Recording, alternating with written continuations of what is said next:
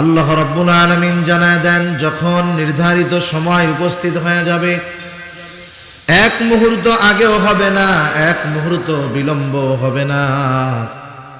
যথা সময়ে মালাকুল মউত তার কর্ম সম্পাদন করবে। আমি আপনি দুনিয়া থেকে বিদায় নিয়ে চলে যাব, আমার আপনার নাম হয়ে যাবে লাশ। আমাদের অঞ্চলে যখন কোনো মানুষ মারা যায়, তার মৃত্যুর খবর যখন মানুষের কাছে প্রচার করা হয়, পৌঁছানো হয়, খবরটা এইরকম বলে, অমক এলাকার অমক আজ বিকাল 5 ঘটিকার সময় ইন্তেকাল করিয়াছে, আগামী দিন সকাল 10টায় অমুক জায়গায় তার জানাজা হবে। আশা করি আপনাদের অঞ্চলেও এই ধরনের কথাগুলো বলে।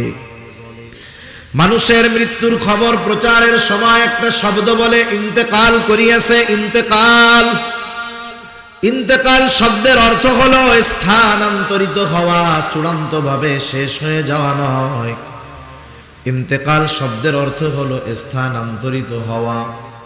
তার মানে তিনি এক জায়গায় ছিলেন, আর এক জায়গায় গিয়েছে। তার মানে আমাদের খবর দেওয়া হয়, অমকের ছেলে অমক আজ বিকাল 5 ঘটিকার সময় দুনিয়ার জগৎ থেকে স্থানান্তরিত হয়ে নতুন আর এক জগতে পদার্পণ করেছেন, যেই জগতের নাম হলো আলমে বারজাখ। সাধারণ ভাষায় আমরা ওই জগৎটাকে বলি কবর জগৎ। কবর জগৎ মানুষ ইন্তেকালের পর যখন আলমে বারজাখের বাসিন্দা হয়, কবরের বাসিন্দা হয়ে যায়, ওই জগতের কোনো কিছুই আমরা দেখতে পারি না। তবে দেখা যায় না বিধায় অস্বীকার করারও কোনো সুযোগ নেই। নবীজি সাল্লাল্লাহু আলাইহি ওয়াসাল্লাম বলেন, কবরস্থ করার পর কারো কবর হয় জান্নাতের বাগান, রাউদাতুম মিন রিয়াদিল জান্নাহ। কারো কবর হয়ে যায় জান্নাতের বাগান, কারো কবর হয়ে যায় জাহান্নামের একটা গর্ত। আলমে বারজাখের বাসিন্দা আমাদের প্রত্যেককে হতেই হবে। আমাদের প্রত্যেককে আলমে বারজাখের বাসিন্দা হওয়াই লাগবে। আল্লাহ রাব্বুল আলামিন কোরআনুল কারীমের মধ্যে জানায় দিয়েছেন, ইসরাফিল আলাইহিস সালামের প্রথমবার সিংহায় ফুৎকারের মাধ্যমে গোটা দুনিয়া ধ্বংস হয়ে যাবে, প্রত্যেকটা মানুষের মৃত্যু ঘটবে। আল্লাহ তাআলা কোরআনুল কারীমের মধ্যে বলেন, ওয়ানুফিখা ফিস সূরি ফাসাইকা মান ফিস সামাওয়াতি ওয়া মান ফিল আরদ ইল্লা মান শাআল্লাহ মা সালাকাকুম ফি সাকার ক্বালু لم نك من المصلين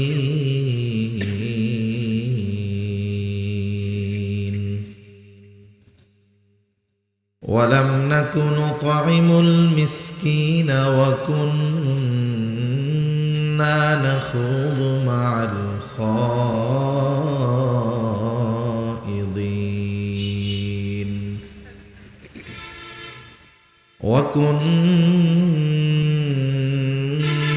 نكذب بيوم الدين حتى أتانا اليقين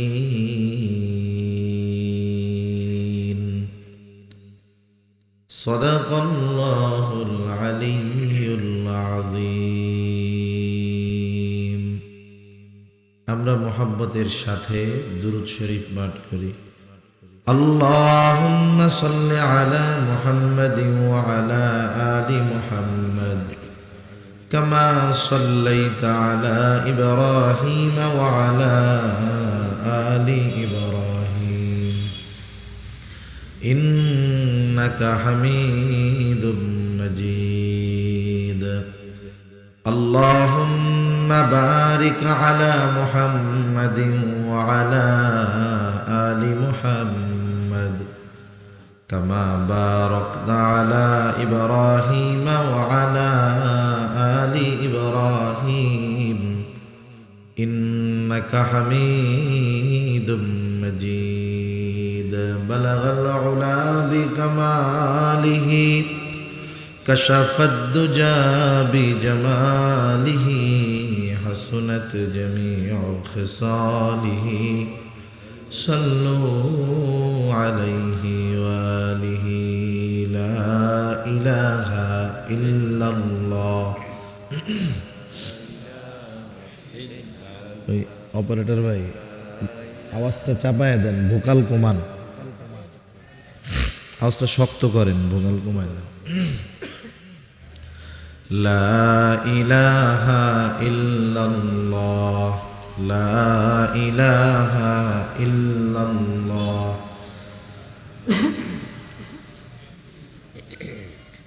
লা ইলাহা ইল্লাল্লাহ মুহাম্মাদুর রাসূলুল্লাহ সাল্লাল্লাহু আলাইহি ওয়াসাল্লাম। আলহামদুলিল্লাহ, ঐতিহ্যবাহী মৌলভীবাজার জেলার অন্তর্গত শ্রীমঙ্গল থানাধীন ভৈরবগঞ্জ বাজার মাজেদিহি হিলফুল ফুজুল ইসলামী যুব সংঘের উদ্যোগে আয়োজিত চতুর্থ বার্ষিক ওয়াজ ও দোয়ার মাহফিলের সম্মানিত শ্রদ্ধেয় সভাপতি, আমন্ত্রিত উলামায়ে কেরাম, সামনে উপস্থিত মুরব্বিয়ানে কেরাম, সমবয়সী যুবক বন্ধু, স্নেহের ছোট ভাই এবং পর্দার অন্তরালে অবস্থানরতা সম্মানিতা শ্রদ্ধেয় মা ও বোন, দয়াময় আল্লাহ রব্বুল আলামিনের দরবারে অগণিত শুকর যে মহান মালিক আমাদের হায়াতে বরকত দিয়ে সুস্থ রেখে হাজারো মানুষের মধ্য থেকে যাচাই বাছাই করে দুনিয়ার অন্যতম দামি এই মজলিসে আসার বসার, দিনী আলোচনা শ্রবণ, আমাকেও আপনাদের খেদমতে কিছু দিনী কথা পেশ করার সুযোগ যে মহান মালিক দান করেছেন, সে মহান মনিবকে খুশি করার জন্য মহব্বতের সাথে জবান খুলে অন্তর থেকে আমরা একবার কালিমাতুশ শুকর পাঠ করি, আলহামদুলিল্লাহ। অগণিত দুরুদ ও সালাম সৈয়দুল আম্বিয়া, আশরাফুল আম্বিয়া, খাতামুল আম্বিয়া, বিশ্বনবী, শেষ নবী, শ্রেষ্ঠ নবী মুহাম্মদুর রাসূলুল্লাহ সাল্লাল্লাহু আলাইহি ওয়াসাল্লামের উপর আল্লাহ তাআলা আমাদেরকে এখানে আসার বসার তৌফিক দিয়েছেন। এজন্যই আমরা আসতে পেরেছি, বসতে পেরেছি। আল্লাহ তাআলা তৌফিক না দিলে আমরা এখানে আসতেও পারতাম না, বসতেও পারতাম না। আপনি বুঝেন নাই মনে হয়, আমি ভোকাল কমাইতে বলছি পুরা, আপনি তো আরো বাড়াই দিয়েছেন। কমাই দেন, মাইকের মতো আওয়াজ করেন, টন টন আওয়াজ হবে, বুঝছেন? হ্যাঁ, ঠিক আছে।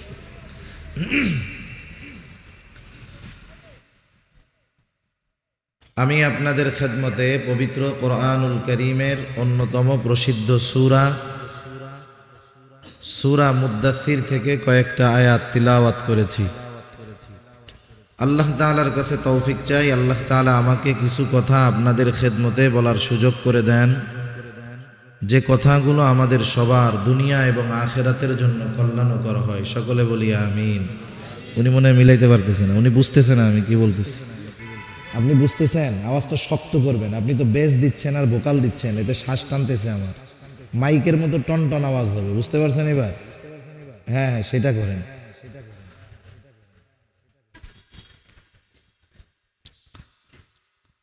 তা সম্মানিত সুধী, হ্যাঁ, আওয়াজটা এবার একটু ছাড়েন, হ্যাঁ, হালকা একটু ইকো দিবেন, আর কিছু লাগবে না। সম্মানিত সুধী,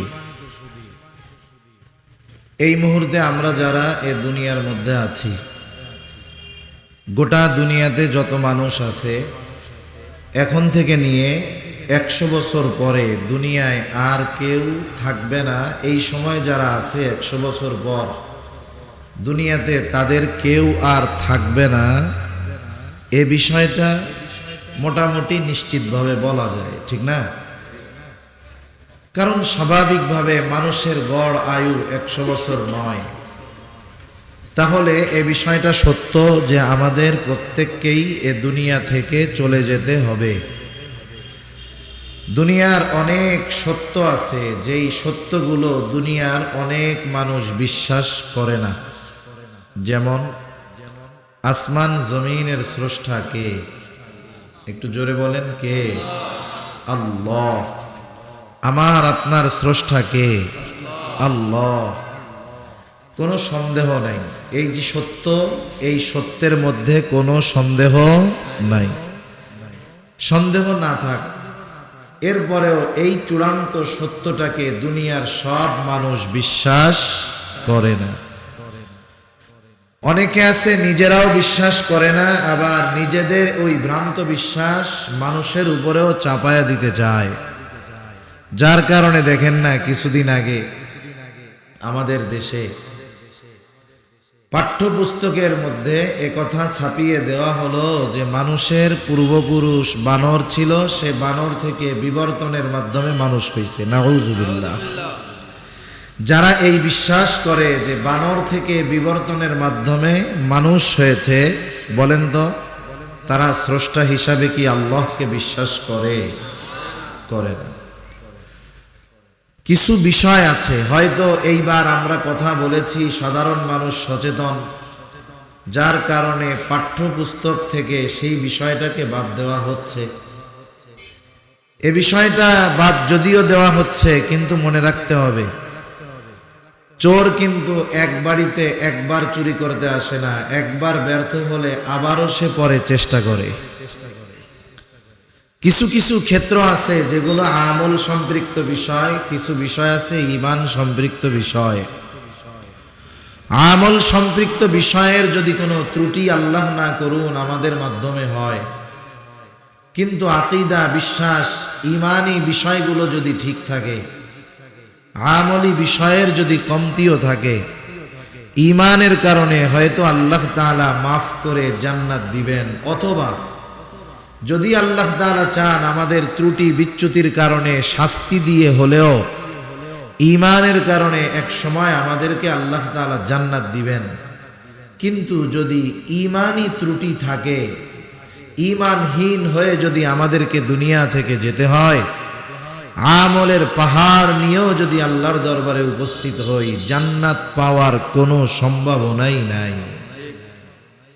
এজন্য ইসলাম বিদ্বেষী যারা, ওরা আমাদের আমলের ক্ষেত্রে অধিকাংশ সময় বাধা দেয় না।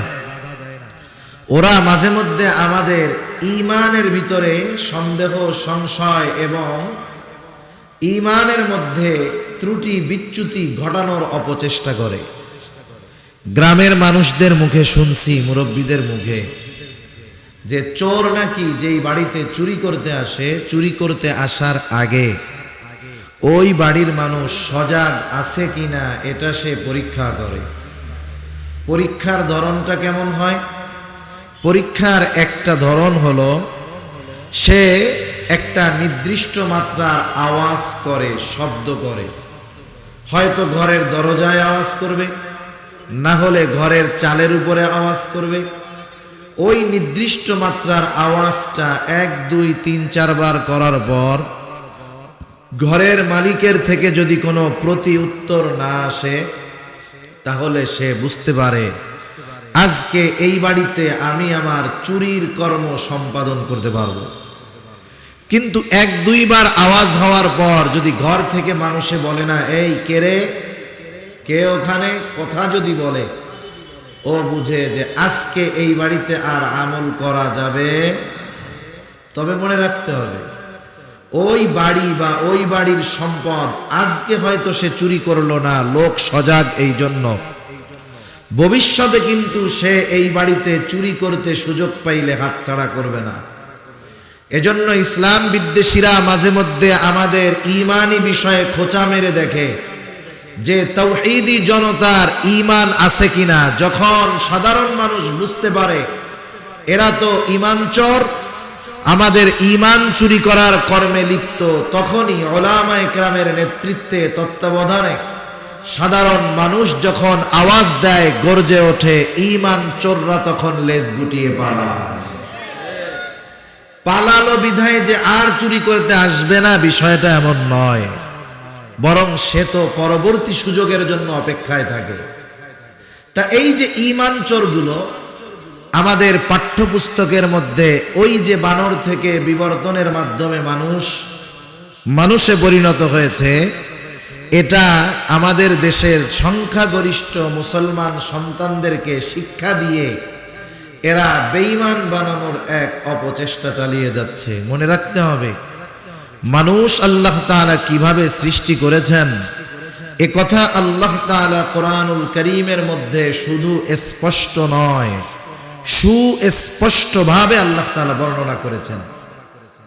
সেজন্য কেউ যদি এ কথা বিশ্বাস করে মেনে নেয় যে মানুষ বিবর্তনের মাধ্যমে বানর থেকে মানুষ হয়েছে, তাহলে কোরআনের অনেকগুলো আয়াতকে সরাসরি অস্বীকার করা হয়।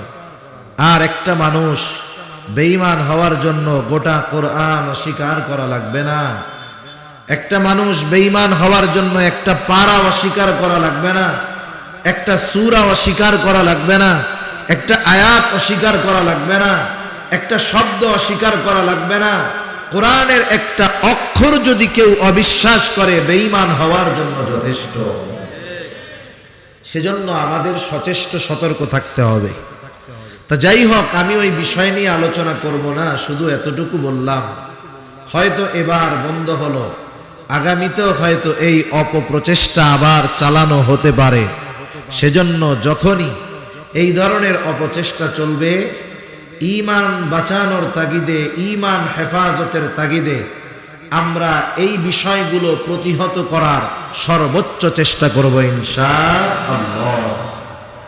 তা যে কথার থেকে গেলাম, যে দেখেন দুনিয়ার সব সত্যকেই সবাই বিশ্বাস করে না, কিন্তু একটা সত্য আছে, যেই সত্যকে মানুষ কেউ অবিশ্বাস করে না, সেটার নাম হলো মওত, সেটার নাম হলো মরণ। আমাদের প্রত্যেককেই মরতে হবে, এ দুনিয়া থেকে আমাদের চলে যেতেই হবে। আমি আপনি যেদিন মায়ের গর্ভে আল্লাহ তাআলার নির্দেশে ফিরিস্তা আমার আপনার দেহের মধ্যে রূহ ফুঁকে দিয়েছে, ওই দিন ওই রূহ আমার আপনার সাথে কতদিন কতক্ষণ অবস্থান করবে, থাকবে, সেটাও আল্লাহ তাআলা নির্ধারণ করে দিয়েছেন। তার মানে আমাদের হায়াত কতক্ষণ, কতদিন, কোন সময় আমাদের মৃত্যু হবে, প্রত্যেকটা জিনিস আল্লাহ তাআলা নির্ধারণ করে রাখছেন। তবে ওই নির্ধারিত সময়টা আমাদের অজানা, ঠিক কিনা বলে? ওই সময় যখন উপস্থিত হবে, মালাকুল মউত ওই সময়ের এক মুহূর্ত আগেও আসবে না, এক মুহূর্ত বিলম্ব সে করবে না, যথাসময়ে মালাকুল মউত হাজির হয়ে যাবে। আল্লাহ তাআলা কোরআনুল কারীমের মধ্যে বলেন, ফাইযা জাআ আজালুহুম লা ইস্তাখিরুনা সাআতাও ওয়া লা ইস্তাকদিমুন। আল্লাহ রাব্বুল আলামিন জানায় দেন, যখন নির্ধারিত সময় উপস্থিত হয়ে যাবে, এক মুহূর্ত আগেও হবে না, এক মুহূর্ত বিলম্ব হবে না, যথাসময়ে মালাকুল মউত তার কর্ম সম্পাদন করবে। আমি আপনি দুনিয়া থেকে বিদায় নিয়ে চলে যাব, আমার আপনার নাম হয়ে যাবে লাশ। আমাদের অঞ্চলে যখন কোনো মানুষ মারা যায়, তার মৃত্যুর খবর যখন মানুষের কাছে প্রচার করা হয়, পৌঁছানো হয়, খবরটা এইরকম বলে, অমক এলাকার অমক আজ বিকাল 5 ঘটিকার সময় ইন্তেকাল করিয়াছে, আগামী দিন সকাল 10টায় অমুক জায়গায় তার জানাজা হবে। আশা করি আপনাদের অঞ্চলেও এই ধরনের কথাগুলো বলে। মানুষের মৃত্যুর খবর প্রচারের সময় একটা শব্দ বলে, ইন্তেকাল করিয়াছে। ইন্তেকাল, ইন্তেকাল শব্দের অর্থ হলো স্থানান্তরিত হওয়া, চূড়ান্তভাবে শেষ হয়ে যাওয়া নয়। ইন্তেকাল শব্দের অর্থ হলো স্থানান্তরিত হওয়া। তার মানে তিনি এক জায়গায় ছিলেন, আর এক জায়গায় গিয়েছে। তার মানে আমাদের খবর দেওয়া হয়, অমুকের ছেলে অমক আজ বিকাল 5 ঘটিকার সময় দুনিয়ার জগৎ থেকে স্থানান্তরিত হয়ে নতুন আর এক জগতে পদার্পণ করেছেন, যেই জগতের নাম হলো আলমে বারজাখ। সাধারণ ভাষায় আমরা ওই জগৎটাকে বলি কবর জগৎ। কবর জগৎ মানুষ ইন্তেকালের পর যখন আলমে বারজাখের বাসিন্দা হয়, কবরের বাসিন্দা হয়ে যায়, ওই জগতের কোনো কিছুই আমরা দেখতে পারি না, তবে দেখা যায় না বিধায় অস্বীকার করারও কোনো সুযোগ নেই। নবীজি সাল্লাল্লাহু আলাইহি ওয়াসাল্লাম বলেন, কবরস্থ করার পর কারো কবর হয় জান্নাতের বাগান, রাউদাতুম মিন রিয়াদিল জান্নাহ। কারো কবর হয়ে যায় জান্নাতের বাগান, কারো কবর হয়ে যায় জাহান্নামের একটা গর্ত। আলমে বরজখের বাসিন্দা আমাদের প্রত্যেককে হতেই হবে। আমাদের প্রত্যেককে আলমে বরজখের বাসিন্দা হওয়াই লাগবে। আল্লাহ রাব্বুল আলামিন কোরআনুল কারীমের মধ্যে জানায় দিয়েছেন, ইসরাফিল আলাইহিস সালামের প্রথমবার সিংহায় ফুৎকারের মাধ্যমে গোটা দুনিয়া ধ্বংস হয়ে যাবে, প্রত্যেকটা মানুষের মৃত্যু ঘটবে। আল্লাহ তাআলা কোরআনুল কারীমের মধ্যে বলেন, ওয়ানুফিখা ফিস সূরি ফাসাইকা মান ফিস সামাওয়াতি ওয়া মান ফিল আরদ ইল্লা মান শাআল্লাহ সুম্মা নুফিখা ফীহি উখরা ফাইদা হুম কিয়ামুন ইয়ানজুরুন। আল্লাহ রাব্বুল আলামিন বলেন, প্রথমবার সিংহায় ফুৎকারের পর আল্লাহ তাআলা যেগুলো চান সেগুলো ছাড়া আসমান জমিনের মাঝে যা কিছু আছে সব অজ্ঞান হয়ে যাবে। যত মানুষ থাকবে সব অজ্ঞান হয়ে যাবে। মুফাসসিরিন কেরাম বলেন, প্রথমে অজ্ঞান হবে, এরপরে তাদের মৃত্যু ঘটবে। এইবার দ্বিতীয়তে আরো একটা সিংহায় ফুৎকার দেওয়া হবে। তবে প্রথমবার সিংহায় ফুৎকারের পর কত কাল বা কত সময় পর দ্বিতীয়বার সিংহায় ফুৎকার দেওয়া হবে, এ ব্যাপারে হাদিসের মধ্যে এসেছে। হযরত আবু হুরায়রা রাদিয়াল্লাহু তাআলা আনহু থেকে বর্ণিত হাদিস, তিনি বলেন, রাসূল আকরাম সাল্লাল্লাহু আলাইহি ওয়াসাল্লাম বলেছেন, প্রথমবার সিংহায় ফুৎকারের 40 পর দ্বিতীয়বার সিংহায় ফুৎকার দেওয়া হবে। জিজ্ঞাসা করা হলো, ও আবু হুরায়রা, 40 পর বলতে কি 40 দিন পর? তিনি বললেন, না। 40 সপ্তাহ পর না, 40 মাস পর না, 40 বছর পর না, এই পর্যন্ত শেষ। এরপরে যদি প্রশ্ন করা হতো, প্রশ্নটা হতো 40,000 বছর পর নাকি, কিন্তু আর কোনো প্রশ্ন করা হয় নাই। এই দিকে লক্ষ্য করে মুফাসসিরিনে কেরাম বলেন, সর্বশেষ যেই লোকটা দুনিয়া থেকে বিদায় নিবে তাকেও কম পক্ষে 40,000 বছর আলমে বরজখের বাসিন্দা থাকা লাগবে। তার মানে আমরা প্রত্যেকেই আলমে বরজখের বাসিন্দা হব দীর্ঘকাল, তবে অনন্তকাল সেখানে থাকা লাগবে না। দ্বিতীয়বার সিংহায় ফুৎকারের মাধ্যমে আমাদেরকে আবার পুনরুত্থিত করা হবে। আল্লাহ তাআলা বলেন, সুম্মা নুফিখা ফীহি উখরা ফাইদা হুম কিয়ামুন ইয়ানজুরুন। অতঃপর যখন আরো একবার সিংহায় ফুৎকার দেওয়া হবে, প্রত্যেকের অবস্থান থেকে দাঁড়ায়া যাবে, উঠে যাবে, ডানে বামে তাকায়া দেখতে থাকবে। কি কঠিন মুসিবত! ওই ব্যক্তি যখন হাসরের ময়দানে উঠবে, শুধুমাত্র হাসরের ময়দানের চেহারা অবস্থা দেখে যার কবরে আযাব ছিল সেও তার আযাবের কথা ভুলে যাবে। কেমন অবস্থা হবে কিয়ামতের ময়দানে? রাসূল আকরাম সাল্লাল্লাহু আলাইহি ওয়াসাল্লাম বলেন, কিয়ামতের দিন প্রত্যেকে বিবস্ত্র অবস্থায় উঠবে। আয়েশা সিদ্দিকা রাদিয়াল্লাহু তাআলা আনহা বলেন, ইয়া রাসূলুল্লাহ, মানুষেরা কি লজ্জা পাবে না? একে অপরের দিকে কি তাকাবে না? একজন আরেকজনকে কি দেখবে না? নবীজি বললেন, ও আয়েশা, মানুষ এতটা পেরেশান থাকবে, চিন্তিত থাকবে, ভীত থাকবে, একজন অপরজনের দিকে তাকানোর বিষয়টা কল্পনাও করবে না। এমন কঠিন এক মুসিবতের সময়। ওই দিনটার নাম হলো ইয়াউমুল হাসর। ওই দিনটার আরেক নাম ইয়াউমুল কিয়ামাহ। ওই দিনের আরেক নাম হলো ইয়াউমুল জাযা। যেই দিনের স্মরণ প্রতিনিয়ত আমাদেরকে করায় দেওয়া হয়। যখন আমরা ইমামের পেছনে নামাজ পড়ি, ইমামের কেরাত, মুসল্লির কেরাত, বলেন তো ইমামের পেছনে যখন নামাজ পড়ি ইমাম সাহেব সূরা ফাতিহা পড়েন কি পড়েন না? সূরা ফাতিহার মধ্যে ইমাম সাহেব বলেন মালিকি ইয়াউমিদ্দিন, বিচার দিবসের মালিক আল্লাহ, বিচার দিবসের মালিক। এই বিচার দিবসের কথা প্রতি রাকাতে ইমাম সাহেব আমাদেরকে স্মরণ করায় দেয়। আবার যখন সুন্নাত বিতির নফল নামাজগুলো আমি একা পড়ি তখনও আমি সূরা ফাতিহা প্রত্যেক রাকাতেই পড়ি। আমিও বলি মালিকি ইয়াউমিদ্দিন। প্রতিদিন কতবার এই সূরাটা আমরা তিলাওয়াত করি, কিন্তু এই সূরার মধ্যে আমাদের জন্য কি খবর দেওয়া হয়, কি শিক্ষণীয় বিষয় আছে সেটার দিকে আমরা নজর দেই না। আমরা যদি সেইটার দিকে নজর দিতাম আমাদের দুনিয়ার কর্মগুলো সুন্দর হয়ে যাইত। আমরা শুধু মুখস্থ আছে পড়ার দরকার পড়ি, একটু বোঝার চেষ্টা করি না, হৃদয় দিয়ে অনুধাবন করি না।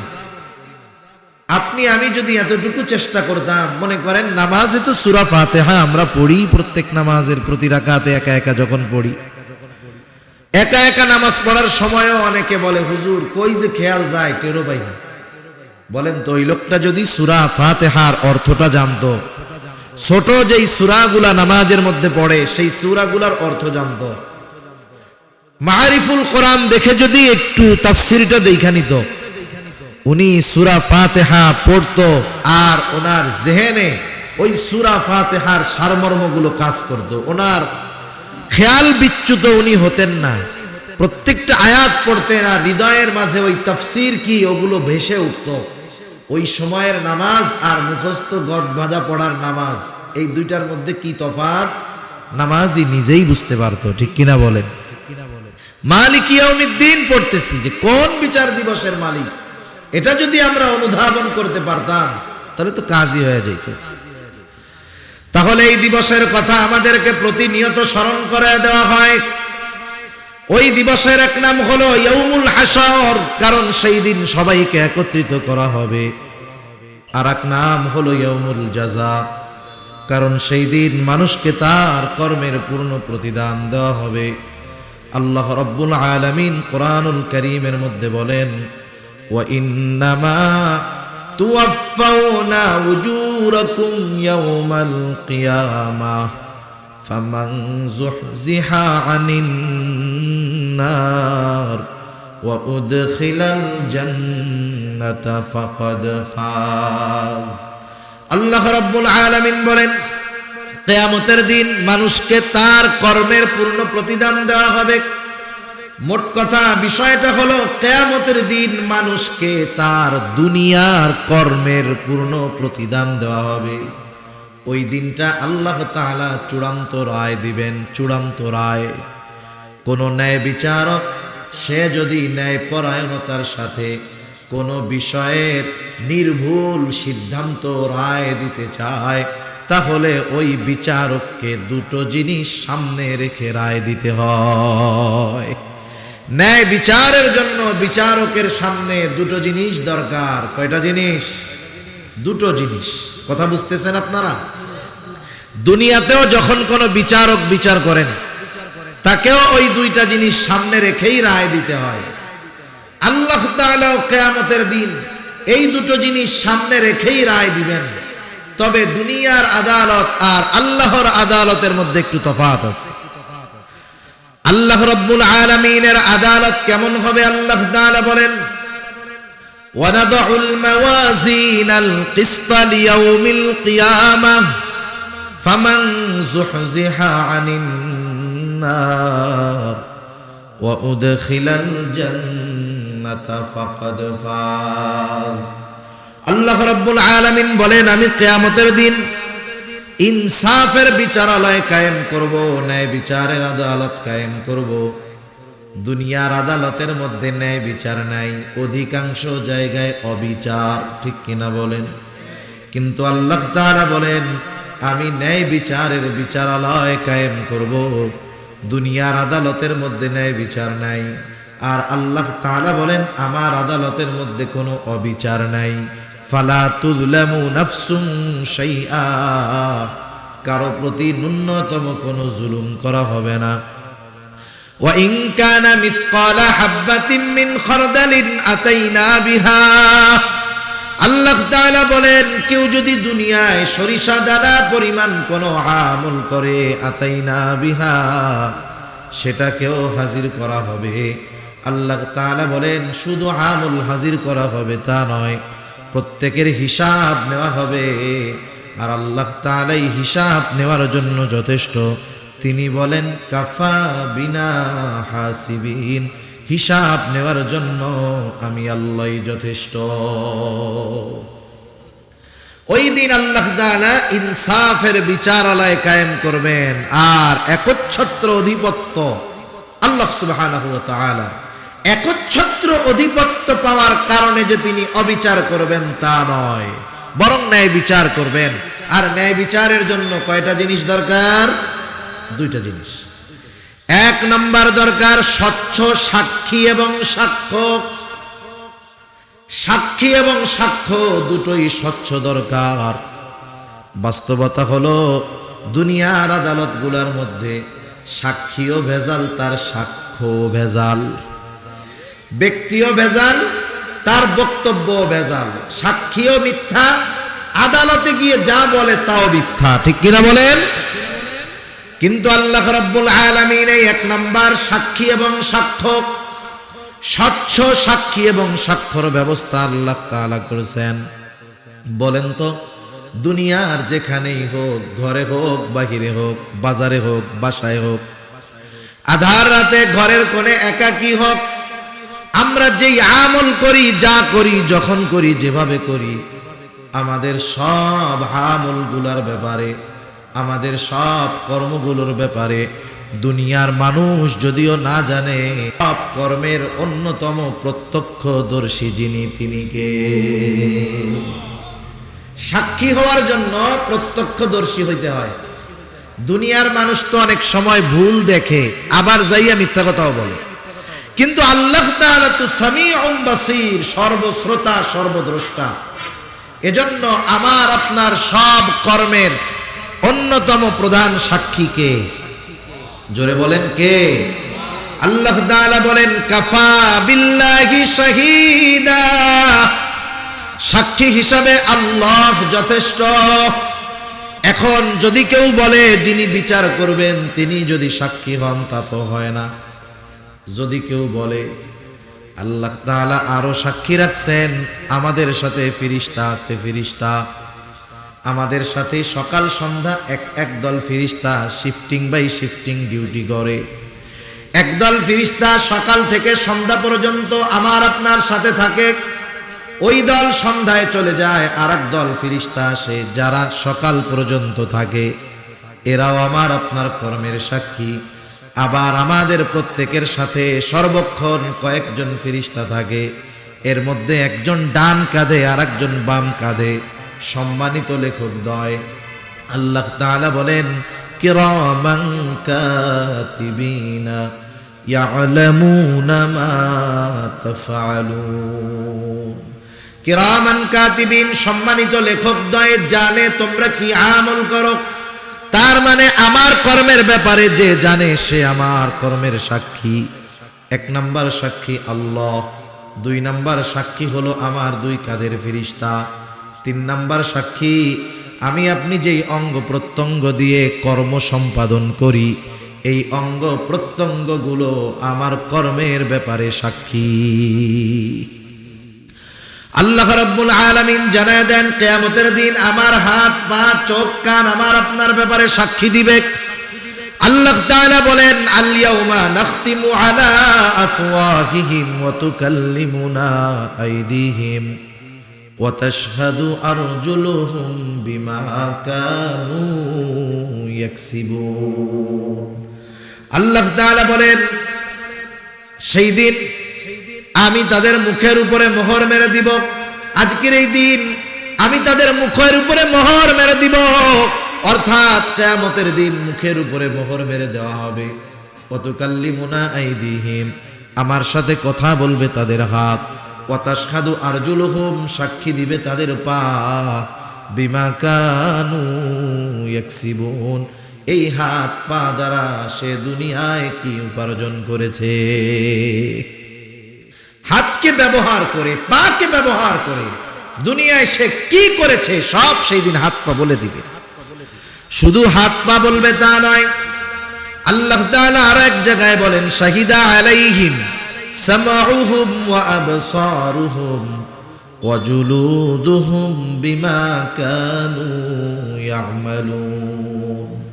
আল্লাহ তাআলা বলেন সাক্ষী দিবে তাদের কান, সাক্ষী দিবে তাদের চোখ, সাক্ষী দিবে এই জবান, চামড়া, বিমা কানু ইয়ামালুন, ওইগুলোর দ্বারা তারা কি আমল করেছে, কি কর্ম করেছে, এরা নিজেরাই বলে দিবে।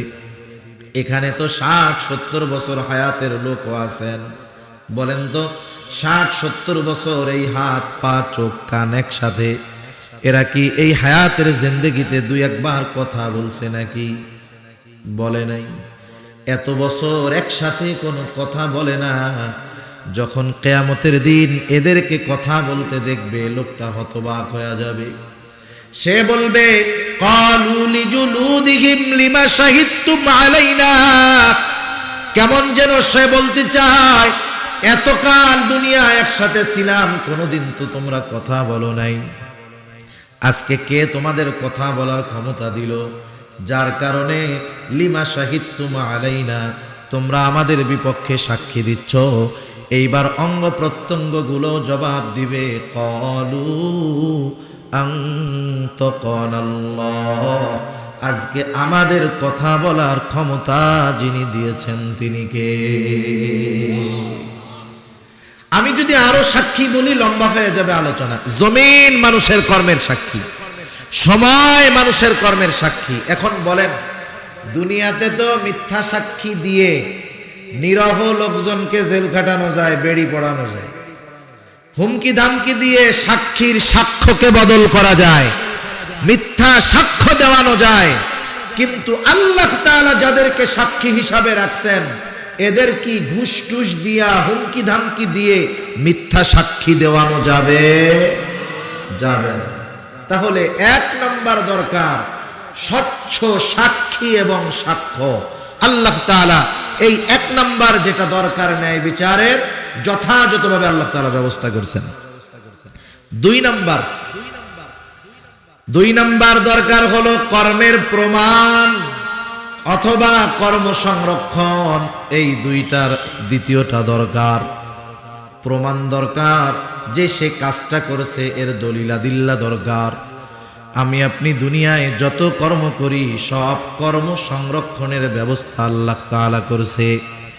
কিরামান কাতিবিন, তারা শুধু আমাদের কর্মের ব্যাপারে জানে তা নয়, ইদ ইয়াতালাক্কাল মুতালাক্কিয়ান আনিল ইয়ামিনি ওয়া আনিশ শিমালি কঈদ, তারা দুইজন আমাদের 2 কাঁধে বসে আমাদের কর্মগুলো লিপিবদ্ধ করে। শুধু তাই না, আরো একজন ফেরেশতা আছে যার কাজ হলো আমরা যেই কথাগুলো বলি কথাগুলোকে রেকর্ড করা, সংরক্ষণ করা। আল্লাহ তাআলা বলেন, মা ইয়ালফিযু মিন কওলিন ইল্লা লাদাইহি রাকীবুন আতীদ। আল্লাহ রাব্বুল আলামিন বলেন, সদা তৎপর একজন ফেরেশতা আমাদের সাথে আছে। মানুষ জবান দিয়ে যা নিক্ষেপ করে, যেই কথা বলে, সদা তৎপর ফেরেশতা তৎক্ষণাৎ ওই কথাগুলোকে রেকর্ড করে সংরক্ষণ করে।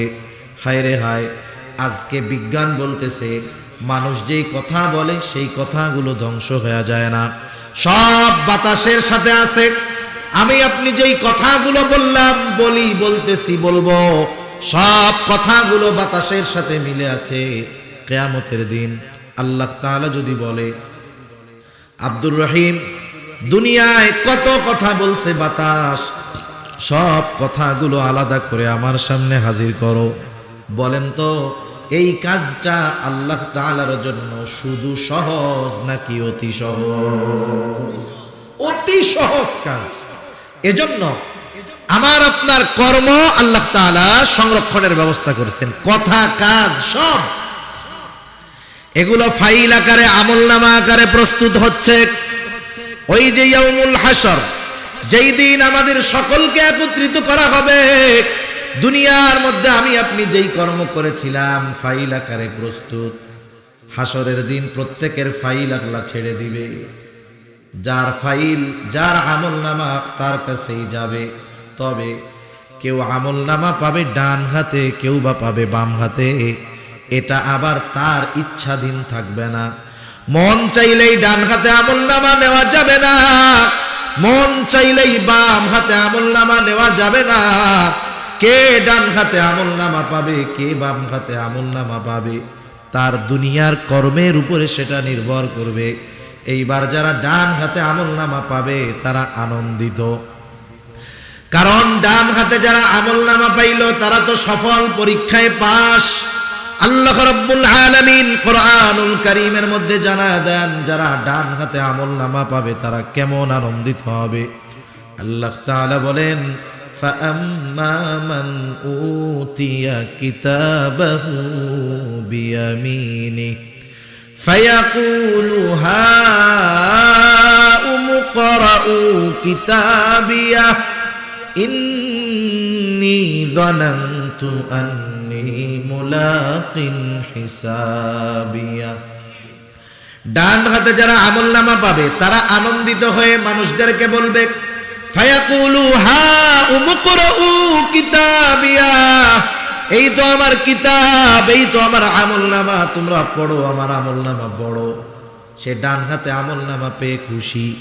এইবার ডান হাতে আমলনামা পাওয়ার কারণটাও সে কেমন যেন বলে দিবে। সেই কারণটা কি? সে তো বলবে, ইন্নী যানানতু আন্নী মুলাকিন হিসাবিয়া। আমি ডান হাতে আমলনামা পাবার কারণটা কি শোনো, কেমন যেন সে কথা বলবে, আমি এই ব্যাপারে দৃঢ় বিশ্বাস রাখতাম যে আমাকে আমার কর্মের হিসাবের মুখোমুখি হওয়া লাগবে। তার মানে আমি দুনিয়ায় এই ব্যাপারে দৃঢ় বিশ্বাস রাখতাম, দুনিয়ায় আমি যেই কাজ করতেছি এই কাজের হিসাব আমাকে আল্লাহর সামনে দিতে হবে। এই বিশ্বাস আমার দুনিয়ায় ছিল, যার কারণে দুনিয়ায় কাজ বাজ বুঝাশুনা করছি। এই জন্যই তো আজকে আমলনামা কোন হাতে? ডান হাতে। সে আনন্দিত, খুশি। আর একদল বাম হাতে আমলনামা পাবে, তবে তার আমলনামা সামনাসামনি দেওয়া হবে না। তাফসীরের মধ্যে আসছে বাম হাতটা বুক চিরে পেছন দিকে নেওয়া হবে, বাম হাতের মধ্যে আমলনামা দেওয়া হবে। সে বাম হাতে আমলনামা পায় কি বলবে? আল্লাহ তাআলা বলেন, সে বলবে, ওয়া আম্মা মান উতিয়া কিতাবাহু বিশিমালি ফায়াকুলু ইয়া লাইতানি লাম উতা কিতাবিয়া ওয়া লাম আদরি মা হিসাবিয়া। সে বলবে, হায় দুর্ভোগ, লাম উতা কিতাবিয়া, আমি যদি এই আমলনামায় কিতাব না পাইতাম কতই না ভালো হতো। ওয়ালাম আদরি মা হিসাবিয়া, আমি যদি আমার হিসাবটা না জানতাম কতই না ভালো হতো। সোজা কথা, ডান হাতে আমলনামা যিনি পাবেন তিনি সম্মানিত, তিনি জান্নাতি। বাম হাতে যে আমলনামা পাবে সে লাঞ্ছিত, বঞ্চিত, জাহান্নামী। এই জন্য দুনিয়ায় যে যেমন কর্ম করবে সে তার কর্মের নিকটে আবদ্ধ। আল্লাহ তাআলা এই কথাই কোরআনুল কারীমের মধ্যে বলেন, কুল্লু নাফসিন বিমা কাসাবাত রহিনা ইল্লা আসহাবাল ইয়ামিন। আল্লাহ রাব্বুল আলামিন বলেন, প্রত্যেকটি মানুষ তার কর্মের নিকটে আবদ্ধ। এখানে উদ্দেশ্য হলো যারা বাম হাতে আমলনামা পাবে তারা তাদের বদআমলের কারণে জাহান্নামে আবদ্ধ থাকবে। ইল্লা আসহাবাল ইয়ামিন, তবে যারা ডান হাতে আমলনামা পেয়েছে তারা নয়। বাম হাতে আমলনামা যারা পাইল তারা তাদের কর্মের কারণে জাহান্নামে আবদ্ধ। বাম হাতে যারা, ডান হাতে যারা আমলনামা পাবে তারা তো জাহান্নামী নয়, তারা জান্নাতি। জান্নাতি জান্নাতে যাওয়ার পর কোনো চিন্তা, ভয়, ভীতি, টেনশন আছে নাকি? কোনো চিন্তাও নাই, কোনো ভয়ও নাই, কোনো পেরেশানিও নাই, কোনো ভয়ও নাই, চিন্তাও নাই, টেনশনও নাই, পেরেশানিও নাই। কারণ জান্নাতের মধ্যে শুধু সালাম আর সালাম, শান্তি আর শান্তি। এই জন্য হাসরের ময়দানে যারা চিন্তিত ভীত থাকবে ডান হাতে আমলনামা পায়া, যখন তারা জান্নাতে যাবে তাদের আর কোনো চিন্তা নাই, টেনশন নাই। এইবার কিয়ামতের ময়দানে মানুষ মানুষকে চিনত না, কারো সাথে দেখা হোক চাইতো না, কিন্তু জান্নাতে যাবার পর জান্নাতি দুনিয়ায় যাদেরকে চিনত, জান্নাতে যাবার পর জান্নাতি দুনিয়ার পরিচিত সবাইকে খুঁজতে থাকবে, সবাইকে খুঁজবে জান্নাতে। বলেন তো, জান্নাতি জান্নাতে গিয়ে তার পরিচিত সবাইকে জান্নাতে পাবে? পাবে না, সবাইকে জান্নাতে পাবে না। তাফসীরে ইবনে কাসীরের মধ্যে আসছে, জান্নাতীর মনের সব খবর তো আল্লাহ তাআলা জানে। আল্লাহ তাআলা এবার জান্নাতি আর জাহান্নামীদের মাঝে দেখা ও কথাবার্তার ব্যবস্থা করে দিবে। জান্নাতি জাহান্নামীকে দেখবে, জাহান্নামী জান্নাতীকে দেখবে, জান্নাতি দেখবে জাহান্নামের মধ্যে তার দুনিয়ার অনেক পরিচিত জন, বন্ধু বান্ধব, আত্মীয় স্বজন জাহান্নামের শাস্তি ভোগ করতেছে। দুনিয়ায় একসাথে চলতো বন্ধু, সেও জাহান্নামে। এই দৃশ্য দেখবার পর জান্নাতি আল্লাহর দরবারে তার নেয়ামতের শুকরিয়া আদায় বাড়ায়া দিবে। জান্নাত পাবার জন্য আল্লাহ তাআলার প্রতি আরো বেশি কৃতজ্ঞ হয়ে বলবে, আল্লাহ আপনি যদি আমার প্রতি দয়া না করতেন, দুনিয়ায় আমি তো এদের সাথেই চলতাম, হয়তো আজকে আমাকেও এদের সাথে জাহান্নামে থাকা লাগতো। কারণ মানুষ সে তার নেয়ামতের কদর কখন বুঝতে পারে? আমি যে সুস্থ আছি এটা আমি বুঝতে পারবো কখন যে এটা বড় নেয়ামত? যখন আমি হসপিটালে যাব, হসপিটালে গিয়ে যখন দেখবো, রুগীদের দিকে তাকাবো, তখন